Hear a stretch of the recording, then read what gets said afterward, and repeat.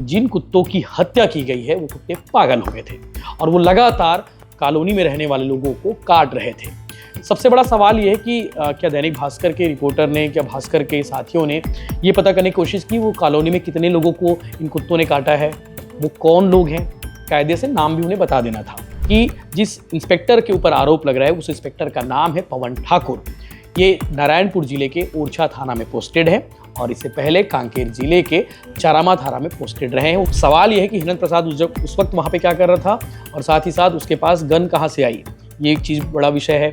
और साथ ही साथ वहाँ पे एक पुलिसकर्मी भी नज़र आ रहा है जो बाइक पर बैठा हुआ है, हेलमेट लगा कर खड़ा हुआ है और वो पूरी मॉनिटरिंग कर रहा है। ऐसा लग रहा है कि पूरी मॉनिटरिंग कर रहे हैं इस पूरे कांड की। पवन ठाकुर का कहना है कि इस घटना से मेरा कोई लेना देना नहीं है, मुझ पर जो आरोप लगा है वो बेबुनियाद है। घटना 9 जुलाई की है और इस दिन मैं निजी कार्य से परिवार के साथ गरियाबंद गया था। 10 जुलाई की सुबह घर आया तो घर के सामने कुत्तों के शव पड़े थे, लेकिन कॉलोनी के लोगों ने बताया कि टीआई साहब चौथे माले में ही बैठकर गन से इन्हें शूट किया है। ये कॉलोनी के लोगों ने बताया है।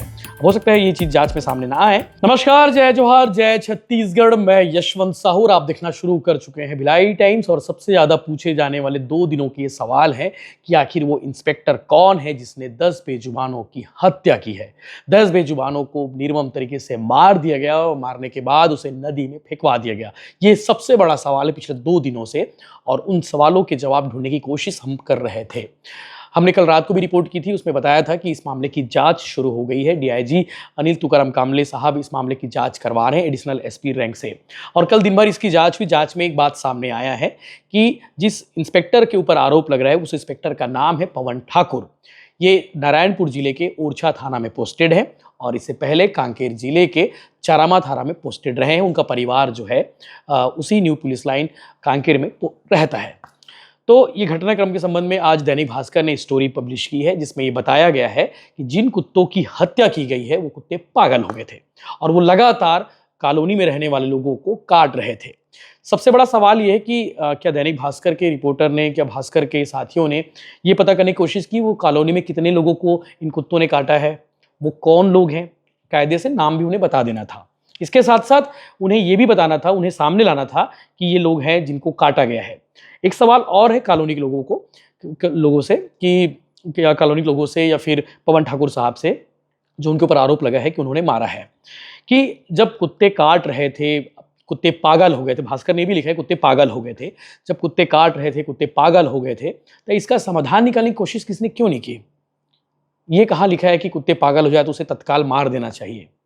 अब कुत्ते अगर कॉलोनी में बढ़ रहे थे तो आपको नसबंदी कराना था, आपको जिला प्रशासन को बताना था ताकि उन कुत्तों को डॉग सेंटर ले जाते, शेल्टर हाउस ले जा लेते। सब जगह सिस्टम है, शेल्टर हाउस बने हुए हैं, वहां लेकर जा सकते थे।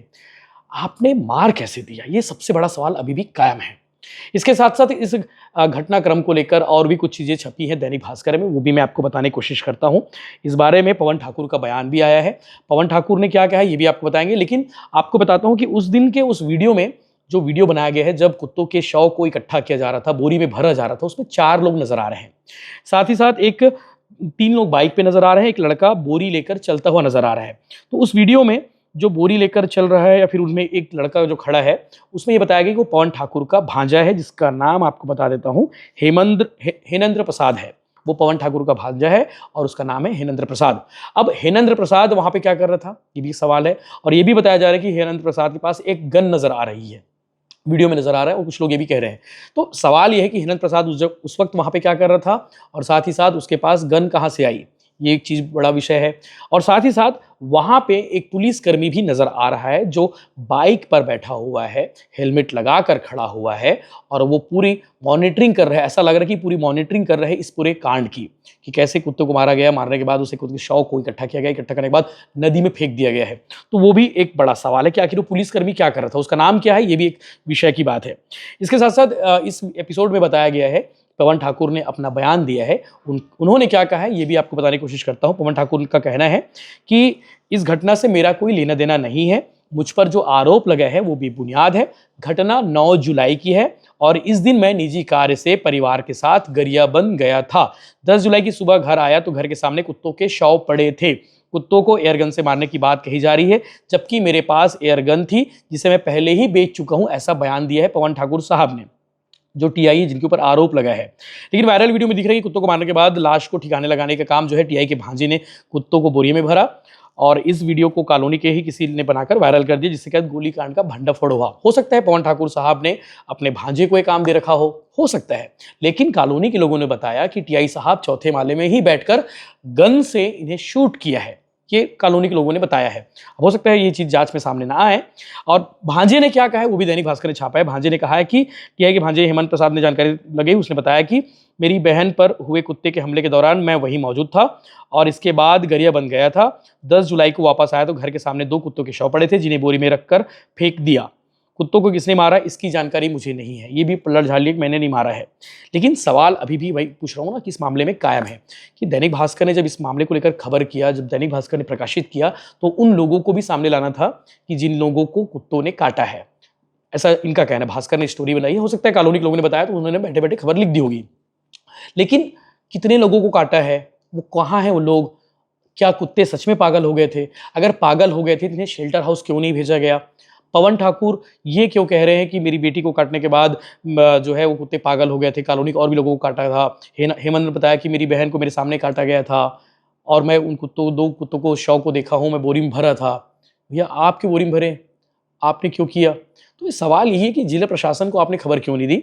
सवाल बहुत सारे हैं, हो सकता है इस मामले की जांच के बाद चीज़ें सामने आ जाए। आज टीआई पवन ठाकुर पर जो आरोप लगाया है, जिसके बारे में कहा जा रहा है कि उसने मारा है, तो इस मामले की जांच जारी है। आगे जो भी अपडेट होगा हम बताएंगे, लेकिन लोगों की डिमांड आ रही है कि इस मामले में सख्त से सख्त कार्रवाई होनी चाहिए। आप बेजुबानों को मार नहीं सकते और बेजुबानों की हत्या नहीं कर सकते। इसका समाधान है शेल्टर हाउस भिजवा सकते थे, नसबंदी करवा सकते थे, कहीं और जगह शिफ्ट करा सकते थे। ये नहीं कि आप उन कुत्तों को, उन बेजुबानों की हत्या कर दी। इस पर लगातार अपडेट्स आपको मिलते रहेगा। ये जरूरी अपडेट था जो आपको बताना जरूरी था। मैं किसी पर सवाल नहीं उठा रहा हूं, लेकिन जो एपिसोड चल रहा है इस पर जो सवाल उठ रहे हैं वो मैं आपको बता रहा हूं।